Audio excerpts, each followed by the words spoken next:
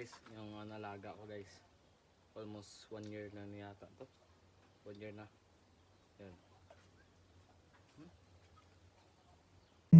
Right here, I found myself again.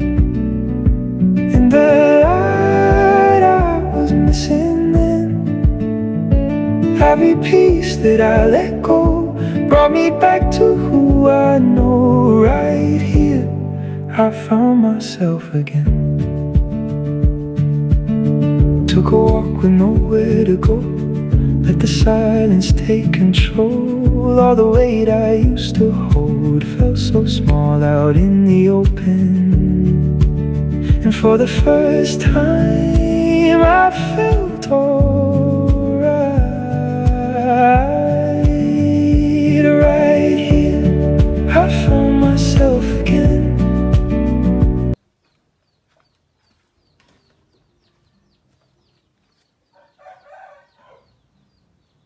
So guys, yung aga sa tanan, no? Bagong umaga, bagong araw na naman. At bagong pagtutuunan ng oras. So guys, dito ako ngayon guys, sa backyard namin. Gumagawa ako ng kulungan ng mga manok. Kasi nga, yung mga sisiw ni mama dumadami na. Tapos wala nang paglagyan. So ito ngayon, kaya habang wala tayong ginagawa, ito na lang guys yung kinakaabalahan ko ngayon. Syempre, ganun talaga pag boring, hinahanap mo talaga yung guys, no, dito ako sa likod ng bahay namin. So ayun nga, ayun yung mga sisiw namin. Madami-dami natin. Sisiw ng native yan. Native. Ito naman yung yung hulo, asel. Tatlo nga lang na nabuhay. So, ito yung native ni mama. Native ni mama. Alam niyo guys, yung manok na yung kulot ng balahibo. Ayan. So, ito naman bagong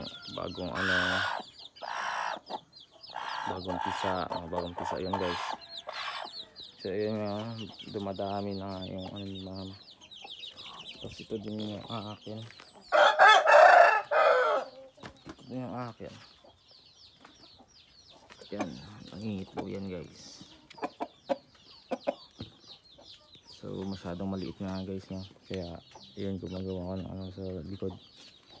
So ayun nga.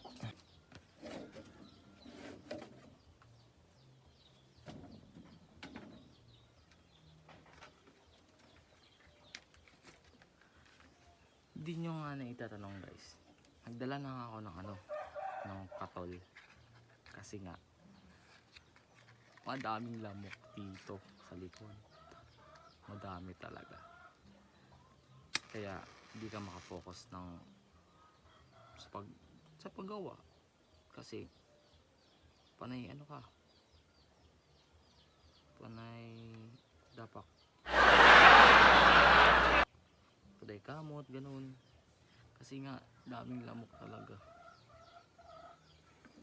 Kita niyo naman ako, parang ang haba ng ko kasi yun nga, panglaban sa lamok.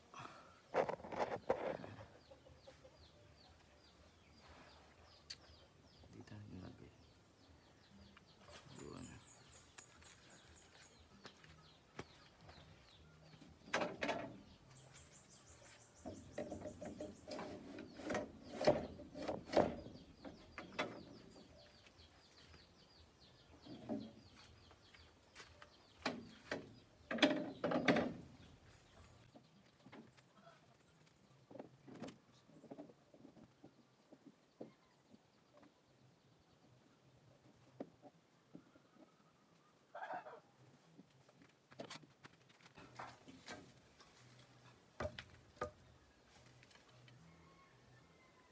Alam niyo guys, hindi naman to sinasabi natin dinadaliin na paggawa. Kasi pag lang, bakanting oras lang, ganun, palipas oras, ganun. Siyempre, may purpose. Hindi yung tulad ng iba siksikan gawa pero walang purpose. Punta lang sa wala. Ganun ba?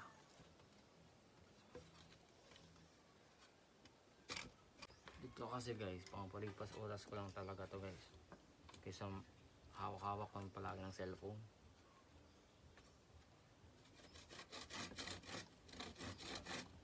Alam nyo, lumalabo yung mata ko kasi cellphone lang. Tulad ng dati, ng pagkabataan natin. Bata pa naman ako ngayon, pero siyempre nung dati kasi, tumbang preso, ganun, habulan, bahay kubo, ganun. Ganun yung mga ko dati. Pero ngayon yung mga bata ngayon, hindi mabubuhay pag walang cellphone talaga.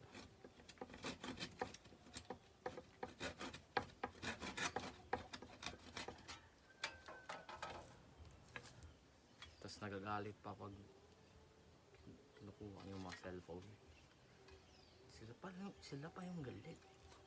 Charot. Ayun na guys.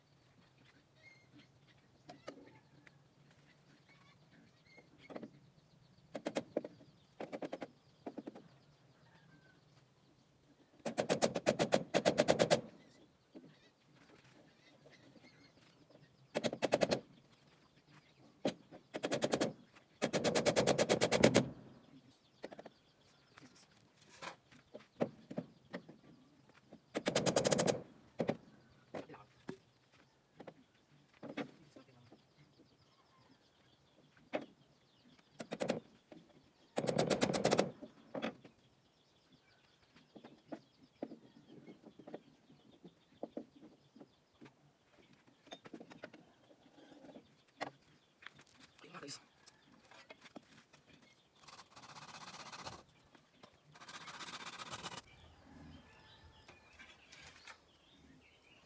Di naman tayo masyadong kagalingan sa paggawa ng mga ganito, pero may alam, di ba? Kahit pa paano marunong. Ganun talaga guys. Pag di mo pinag-aralan yung isang bagay, wala talagang mangyayari sa iyo. Hindi ka talagang matututo.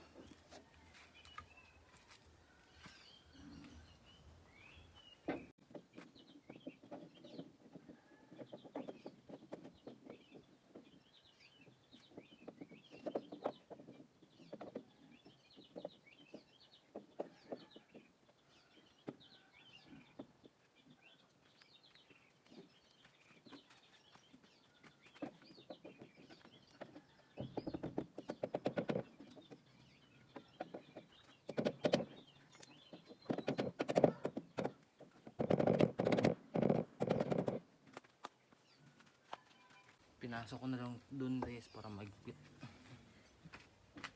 Discount.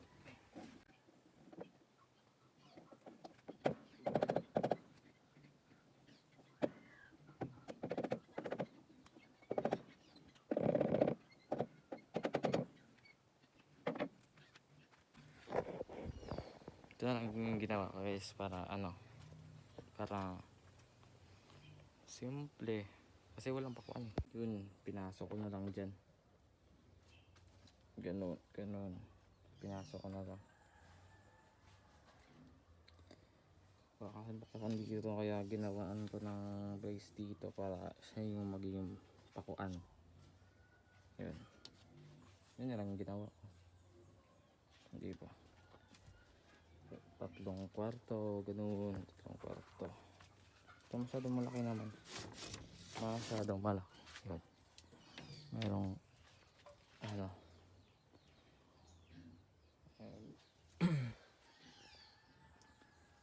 mayroong kalakihan naman. May pagkalakihan. Yeah. Ganun yung setup. So guys, pasensya kasi medyo madumi, no? Kasi nga ginagawa pa lang. Pero linisan natin yan pagkatapos.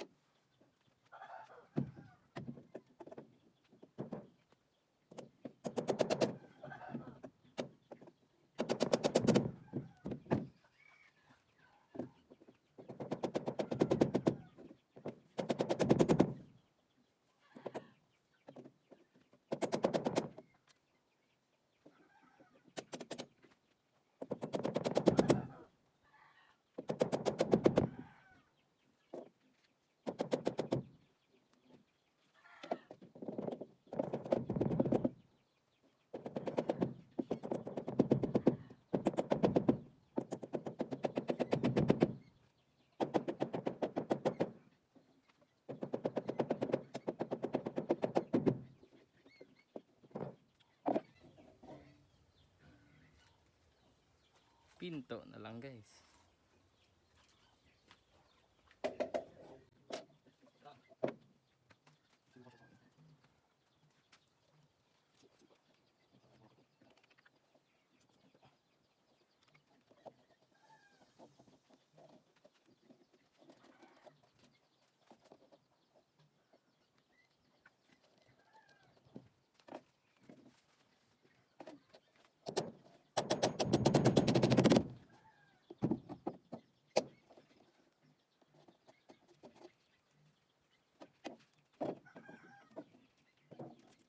Guys, yung nalaga ko guys, almost 1 year na yata to. 1 year na. Yan.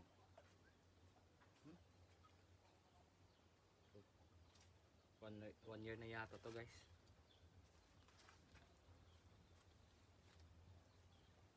Yan yung nalaga ko dito guys.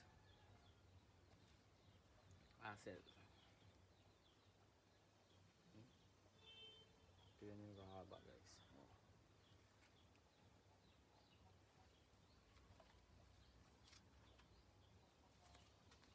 Okay, nagdayan.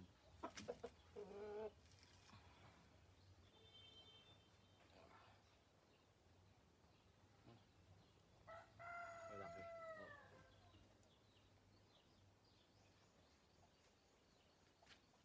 Batang bata pero